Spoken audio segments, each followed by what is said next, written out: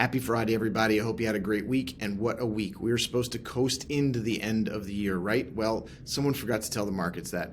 Monday's update will be one you don't want to miss. So much happened this week, so please check it out. Today is December 15th, 2023, and this is your second to last Friday planning video this year. One more to go, and that one, of course, will be looking ahead into 2024. Now, today I want to do a bit of that as well. Frankly, if you've not done the year-end items I've been talking about for the past 2 months or so, it's almost too late, but let me know if you need to check on that. So I want to talk about a couple of main things. First, to reset the stage. Please remember these videos, regardless of the animal spirits going around with the new highs in the markets, these videos are about the long-term plan and the overall financial planning that we do for you and that we should be doing for you.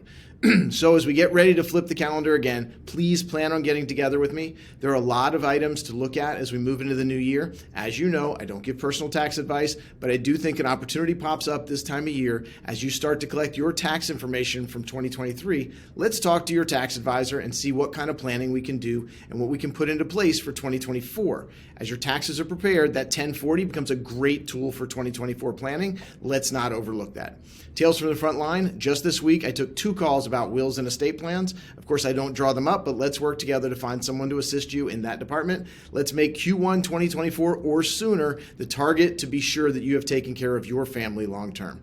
I heard a great term this week that I want to share with you. It is really for a subset of those of you excuse me, that are either on track or have achieved the asset level that you can shift from the live on money, I'm going to live on it, to the leave on money. Basically, if your assets look like they will allow you to live your life and not be drawn down completely, or don't seem to look that way, there are some important planning techniques that we should examine. This includes one of the things that we've spoken a lot about in the new issue with the new issue we have from the Secure Act, the inherited IRA, and the way I describe it, the tax time bomb for your heirs. This and so much more, we should talk about it. Another great comment I heard this week, I just had to wonder about. I actually heard it, then I read it a few times. Trees don't grow to the sky. Now, this is an old German proverb, and the explanations are plentiful. A few reasons why this may be true, a true statement. Gravity and natural limits to growth. And from a business directions, markets will not continue to grow simply because they've always grown in the past. Growth becomes maturity, and maturity becomes decline. That's the life cycle.